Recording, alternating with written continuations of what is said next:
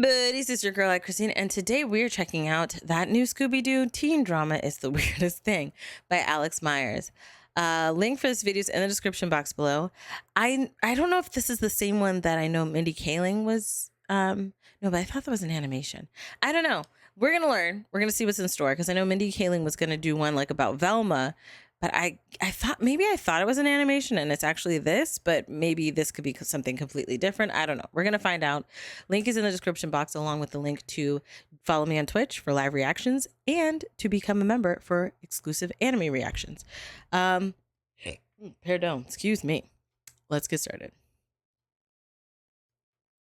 Somehow, the gritty reboot train is still just moving on ahead. I mean, CW's making that Diablo Cody Powerpuff Girls thing, which is still coming, I guess. Nancy Drew, Riverdale, Winnie the Pooh? Are you serious right now? But one that's come to my attention by way of everyone emailing me about it over and over again is the new Scooby Doo reimagining, remake, reboot, whatever, Mystery Incorporated. Now, what sets this one apart from all the other ones is that it's a total indie project being fully fan-funded through Indiegogo, and that alone, I think, deserves a lot of respect. Because, I mean, like, they're just making the show their own way. You know, nobody kisses no corporate overlords ring on this one. But of course, being a gritty teen drama version of Scooby Doo, I mean, come on, of course I have to check it out. So come along, kids, let's take a walk. Bill, this is starting right off here. I mean, fun fact, Coolsville is also the name of my 10-year-old nephew's Minecraft server, so, you know, looks like we're in for a barrel of fun with this one.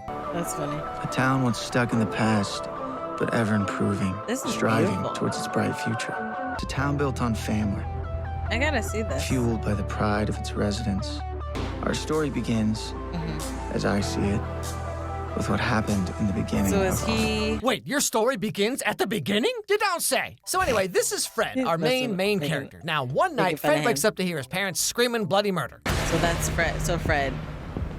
And then Velma, Daphne, which, like, hey, you know, same thing happened to me when my parents opened the folder on my computer called Definitely Totally Homework. But anyway, so he rushes downstairs to find them dead on the floor with some kind of weird demon thing just hanging out in his kitchen. Okay. I gotta watch this. That is a grown man. Are you supposed to be a teenager? That is a grown. Yeah, you know, that's pretty spooky and all that. But the bigger question here is, like, what's this YouTube play button doing in the background? Fred's just over here spending his weekends licking a microphone on his secret ASMR channel. Anyway, so after this, we get to meet the other characters of the show, like Daphne, who's all rich and stuff. Hi, Mother. Another grown adult. But hey, there she is. My sweet, beautiful you know who she looks like? Girl. Good morning, Mother. I'm getting the essence of The Good Place. Does Reginald have breakfast prepared? Of course. That man is a wizard in the kitchen. Yeah, I know, Mom. I lived here my entire life. And then there's Velma, the one character who's undergone 0 changes in this adaptation. Then we have Norville Rogers, a.k.a. Shaggy, with his giant Cerberus dog, Scooby. All right. Breakfast is served. Is the dog, like, just a Marmaduke? One of our special Scooby snacks, Norville, you're gonna make me late again. Get dressed. What is this mess? I'm doing it, Dad. Zoinks. You don't have to baby me. Zoinks? What? Zoinks? Yeah. You know, when I was a kid, we said stuff like, what? Yes, sir, or gee, Dad, I'm sorry. Or going to college guarantees you a good job. Or you should never spend more than $130 your income on rent. But I mean, hey, look at how that turned out. Why are young people so depressed these days? Anyway, so going back to Fred for a second, as you might imagine, he's dealing with everything that just happened with his parents while still trying to juggle school and deal with all those teenage problems like who kissed who over the weekend or the very apparent complete collapse of stable society. Oh, right. The normal thing. Oh, maybe not right now. Oh, okay. Goodness, this is a grown man, bruh. Oh, and are these bullies? There's that arm I've heard so much about. Look, boys, turns out Jones can handle more than just balls. All of that power, and yet still terrible aim. Didn't this dude's parents just die like yesterday? What's wrong with you? So all the kids converge at their local high school in Coolsville, Ohio, which has got to be the biggest oxymoron I've ever heard, okay? I mean, it's right up there with normal people actually live here, Florida, and literally anything to do, Iowa. So Daphne's running for homecoming queen, you know, the apex of every teenage girl's entire existence, besides, of course, finding out that you're actually the daughter of a witch and you were entrusted to a human family until you came of age and started manifesting your powers. But, you know, homecoming queen's right up there, too. Okay. Oh, is that why her mom? Oh, is that her boyfriend? Oh my goodness. You ready for today? Of course I'm ready. I'm a Blake. I'm always ready. You're beautiful. What is it? Elegant. You're like the picture of royalty. That's our boy.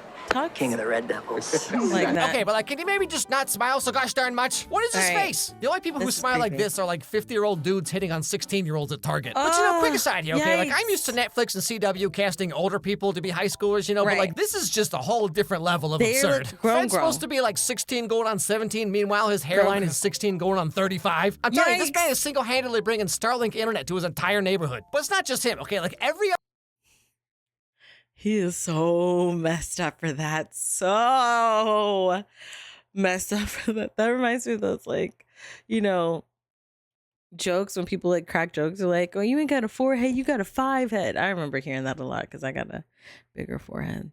But yeah, that's one of those. other kid in this school. Like what? Did they do the casting call in a nursing home? It's like I'm watching an episode of Golden Girls. Anyway, so Fred can't get that demon dude guy out of his mind. So he heads down to the school library to see if he can maybe find out anything at all about what might be going on. But all of them, I mean, I will say that all of them are grown. Not like kind of grown.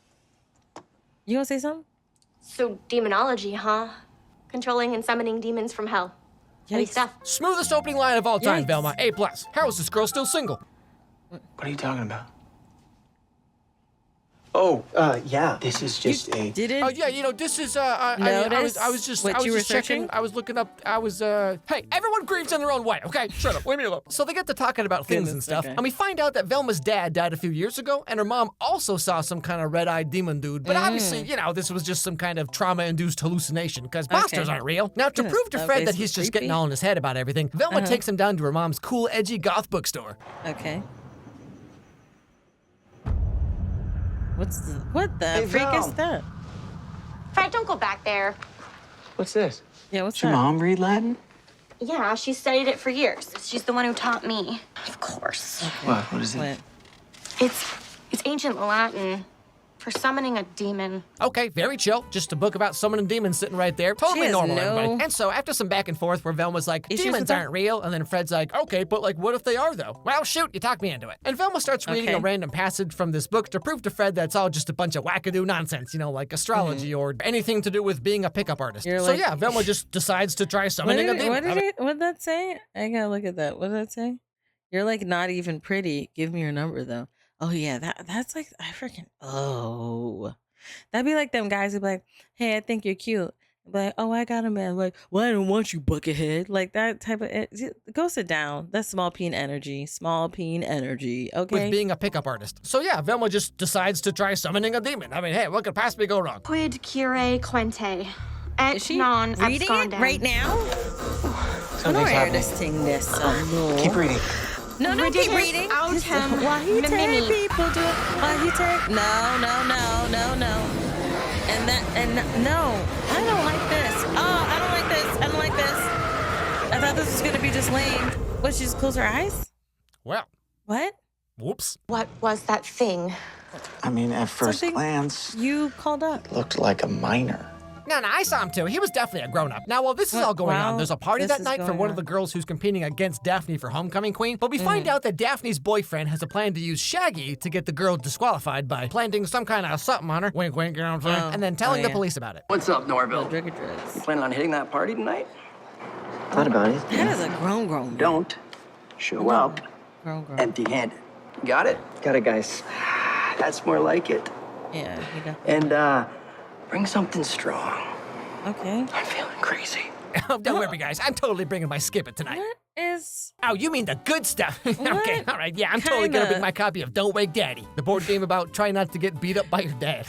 I gotta see. How is this a real thing, by the way? So Right, with no other it was a alternative, thing. Norville goes out But that night were and you meets gonna the get beat world's up? worst dealer of all time. Stay here. I'll be right back.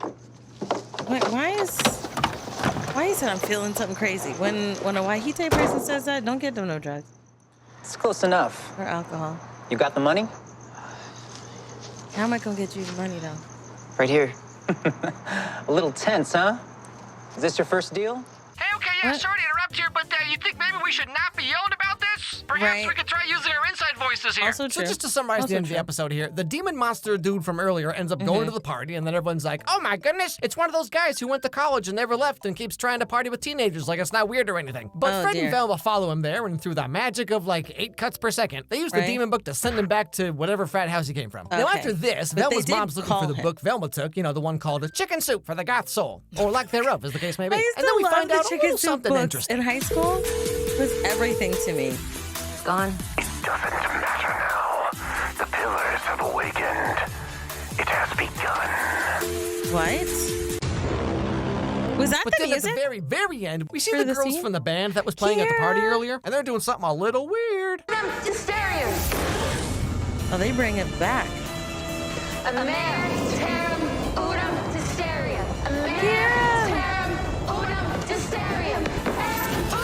Or Kira. That thing's in Kira. It's Kira. Oh, did they split? 1 down, 12 to go. Oh, yeah, I so tell you, everyone says they want a hot goth demons? girlfriend until they start absorbing souls from hellspawn creatures, and then suddenly it's all like, why is it so weird? Why can't you just be normal like Betsy? She plays the This cross. is what you Well, wanted. the same. That's where the episode ends. So, like, okay, the main criticism I would have is pretty much the same as I do for like any CW show. Like, everything is so serious, so every line is delivered just very straight and very flat. Like, there's no characters that are fun to watch. Now, with an indie project like this, obviously budget is the main concern. So, like, of course, the sets and the costumes and special effects, like, these are always going to be the weakest parts of the show. Okay, I get it. That's fine. But like a good script and good characters can exist regardless of. Things that you spent your budget on, CG effects, sets, etc. Things the audience will care about, writing characters. Budget, and right now, those are also very weak. I guess what I'm saying here is, like, I think they should try to be less like Riverdale and more like Buffy. I do want them to be able to continue making the show because I think the idea is pretty cool, but it kind of seems like they're trying to rely on them looking like a CW level show, but without even having like CW level writing, which is a very low bar. Okay, let's be real here. Like, I don't know. Hey, don't be a hater. But I definitely get the CW vibes for sure. Possible maybe they could try hiring a comedy writer just to punch up the script a little bit, not turn it into like a tongue-in-cheek comedy romp, okay? Not that, but just like have the characters speak in a way that's actually fun to listen to. Because like I said, right now it's all very flat. But I do think there's potential here, okay? So if you want to help support the show, you can check out the Indiegogo page I've linked down below. Not sponsored or anything, totally doing this on my own volition. I've also donated myself, so if you want, there it is. That's cool. I want to check it out. I remember, and I said Kiera, I think, but it's Kira. I remember she had posted, because I follow her on Instagram. I remember she posted that she was in like the Scooby Doo or Mystery. She said she was in Mystery Incorporated, and I hadn't watched it at the time, but I remember seeing just that clip. So when he was talking about it, I was like, oh yeah, I think this is a thing that she's in. I still haven't seen it, and you know, it's just timing and things like that. I do still want to watch it. Excuse me. I am a CW liker, of course, and so I am looking forward to it being CW like, or being the essence of CW. I mean, and the thing is, I'm able to not be like a one-sided, you know, CW simp where I find no fault or no problem with it. So it's really cool to see someone who can find all the faults, but to still be like, you know what, I want to see more. I want to learn more. And he even donated to it. I think that's really great. It moves him more into like the critical side of reviewing versus being a hater, right? Because he's actually funding it to be continued, right? And he's just pointing out things that they could work on, which this could very well help it, honestly, by them seeing his video, seeing his notes, hearing his thoughts about it, and then from there, kind of tweaking as they go, since it was just one episode of a series they want to do. So what he's doing is actually really good for the show, if they see it. Hopefully they do. But I'm interested to see it. Let me know about you. Have you seen the show before? Are you someone who's just a ride or die, or do you think you can be fair and critical at the same time? Like, want to see something even though you know that there are some problems and issues, and it's not like at the second coming of Jesus Christ. You know, let me know down below. Check out the link for this video down below in the description box. Also with the link to follow me on Twitch. I was going to say Twitter. On Twitch. And become a member for exclusive anime reactions. I love you guys as always. And until next time, buddies. Toodles.